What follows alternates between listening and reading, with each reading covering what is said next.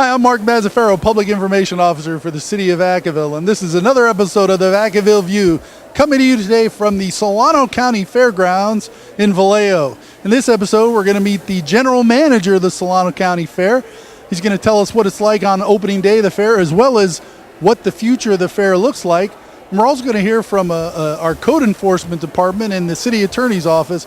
They're going to tell us about an abatement they did on Hyannis Court, something the entire city can be proud of. So don't touch that dial.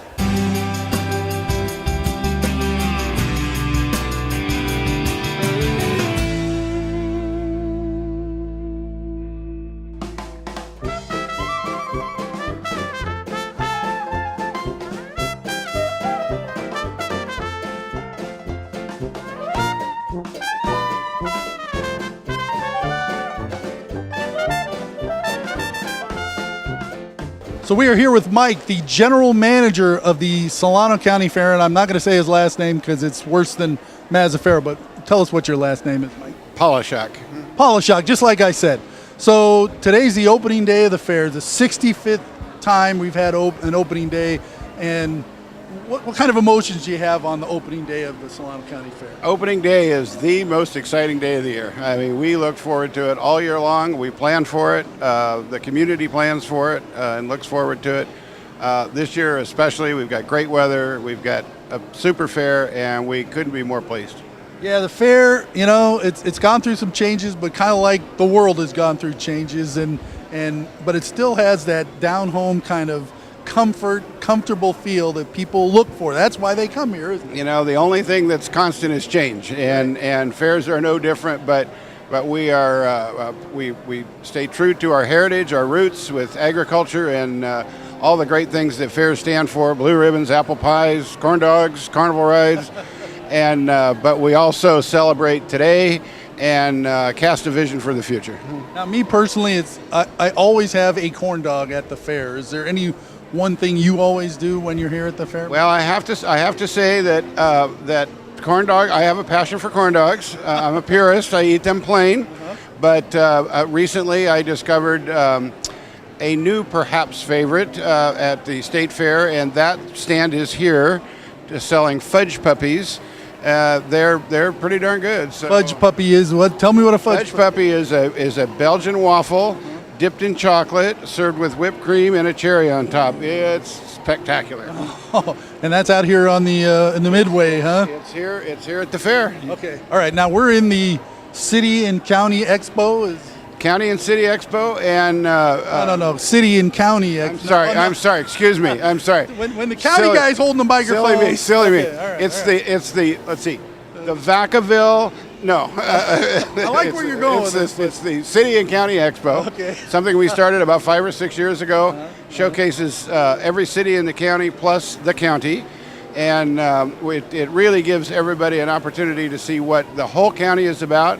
There's some friendly rivalry. We do a People's Choice Award, and it's great fun. Every year the exhibits get better and more fun, and it's a great part of the fair. This year we've themed it Solano Highway to go with our Cruise in the County theme, and it's better than ever. Yeah, the signage is really cool, and the cars, and hell, we brought an airplane, so there's all kinds of ways to cruise the county. You know, we got an airport in Vacaville. It's the county airport. Indeed, and you know, we, as you said, we have lots of cruising cars. It was a real fun theme to work with, and we're real pleased with the way it turned out. So what's the future of the fair look like, Mike? What if 5 years from now, what's it going to look like? Or can you even answer that? Well, you know, the fair, as I said, the only thing constant is change. We're hopeful that within the next few years, the Solano 360 will move forward. We're slated to get new facilities, new exhibit buildings, new event lawns. The fair will always be here. I mean, the Solano 360 is dubbed the fair of the future. Right. And we're not going anywhere. The fair is alive and well, and it will be better than ever going forward. But and we'll have all the traditional things, livestock and corn dogs, and the things that we've already talked about. Plus, there'll be some new things, and it's just going to be a great addition to the fair to have upgraded facilities, and we're looking forward to it, and it'll be exciting to do the first fair in the new facility. It's so neat because it's in such a great spot, you know, in terms of exposure, you know. I mean, 80 and 37, how many millions of people go by every day, right?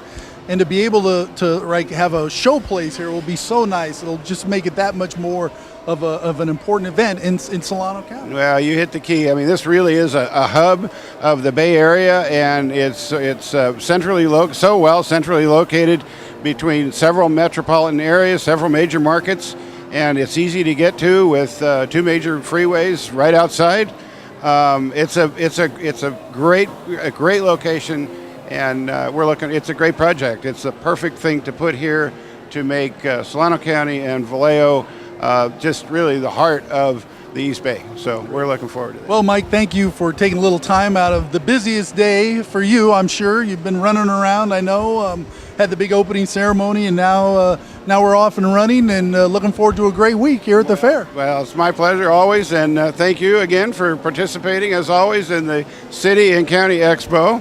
Thank you. And we look forward to a great fair. Thanks very much. You're welcome, Mike.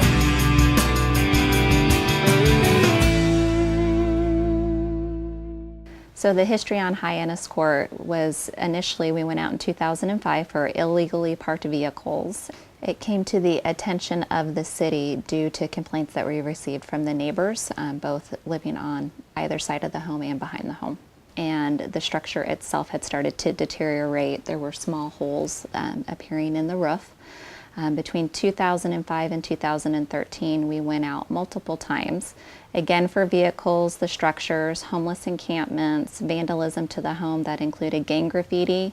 We found drug paraphernalia at the house, as well as people were breaking into the home, bringing in items outside, from the outside to the inside, and they were partying inside of the home.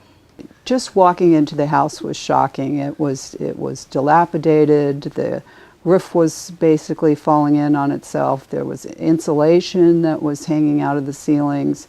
It was filthy. There was rat feces and urine, and the house was filled with garbage and very unsanitary. So this is truly a case where the picture says 1,000 words as far as the condition of that house. I'd never seen anything like it. Yeah, for me, the big part of this was when you walked into the home, we had to actually walk in through the back slider. You walked in straight into the kitchen, and the kitchen had a bunch of materials and debris that had accumulated. And so the owner was no longer able to actually use the kitchen. And when you went upstairs to the upstairs bathroom, he actually had a hot plate and was cooking inside of the bathroom. And this is what led us to move forward with the receivership process. Typically, these folks that lose their homes or they go into foreclosure, they'll sit for a couple months until the bank takes ownership of it. And in the meantime, that homeowner's technically responsible.